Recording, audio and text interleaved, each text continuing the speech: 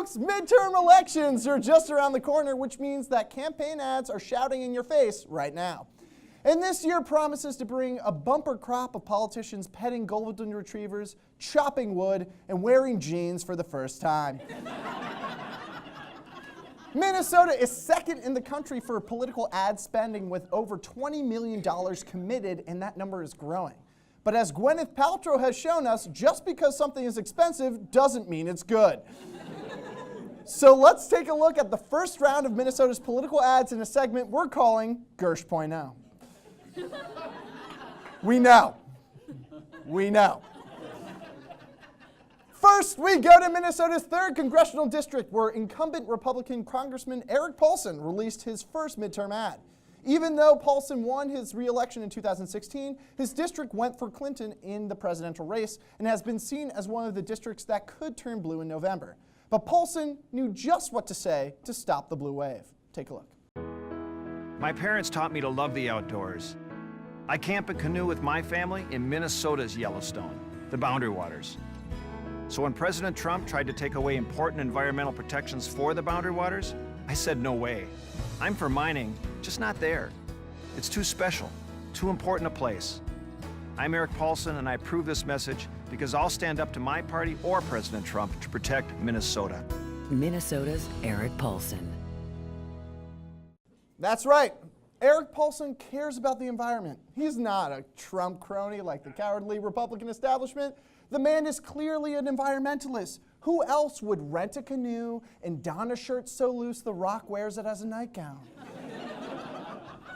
But maybe the sleeves are just so big that they can hide the fact that Eric Paulsen, despite being an avid defender of his beloved sometimes vacation spot of the Boundary Waters, has voted in line with Trump 97.6% of the time.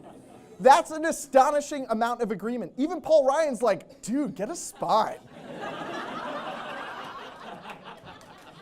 It makes sense, then, that the title of this ad is called Threatened. Meanwhile, in the governor's race, former Minnesota Governor Tim Pawlenty released his ad attacking his GOP rival and 2014 gubernatorial candidate, Jeff Johnson. Let's take a look. Who is Jeff Johnson? He's a career politician who taxes and spends a lot. As a Hennepin County commissioner, Johnson didn't just vote for a massive property tax increase, he proposed one. Johnson then supported Governor Dayton's plan to expand the state sales tax to auto repairs, babysitting, and more. Jeff Johnson supported spending millions of dollars of taxpayer money to support Obamacare. Higher taxes, wasteful spending, supporting Obamacare. That's the real Jeff Johnson. Okay, so first of all, did Tim Pawlenty insult someone as a career politician?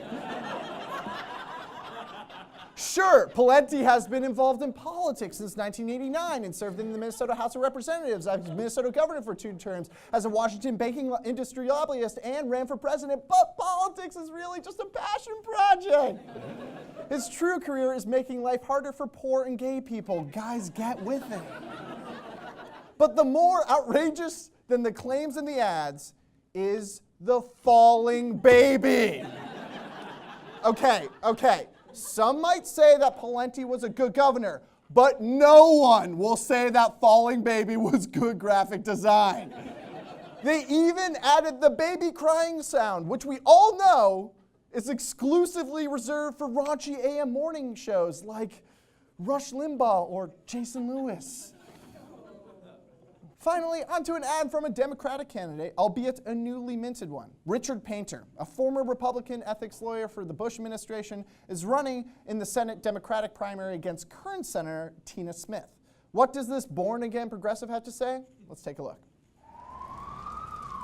Some people see a dumpster fire and do nothing but watch the spectacle. Some are too scared to face the danger, or they think it will benefit them if they just let it keep on burning. Others shrug and say, oh, all this talk of a dumpster fire, it's just fake news. There is an inferno raging in Washington. But here in the land of 10,000 lakes, we know how to put out a fire. I am Richard Painter, and I approve of this message.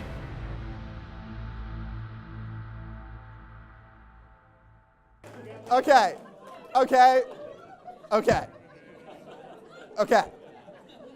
There is so much going on here. We need to break it down beat by beat. First, we open on CSI stock footage, seamlessly green screened in.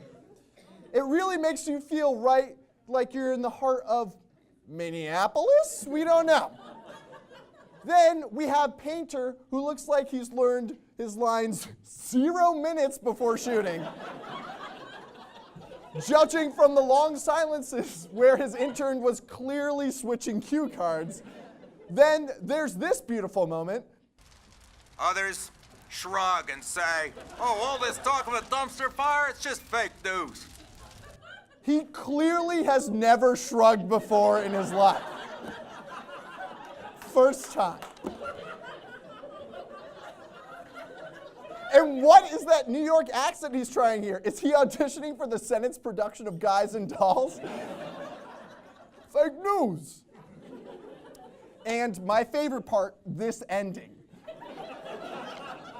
He looks more confused than Clint Eastwood, if that's even possible, watching a dog shit on his front lawn.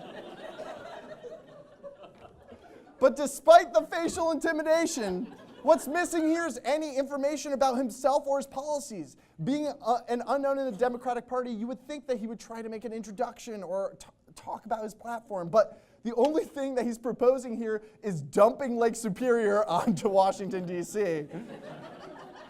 It seems like this first impression is a real dumpster fire. And now for our last Gersh.0 ad. We found this ad from an independent candidate that might just be our favorite one at Minnesota Tonight. Take a look.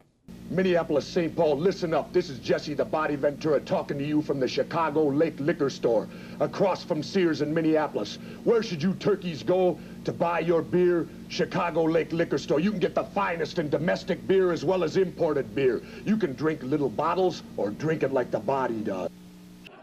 Hey, that's a platform that we can all get behind. This has been Gersh.0. Hey, thanks for watching our YouTube video. Make sure you click subscribe to watch the best Minnesota-focused satire around.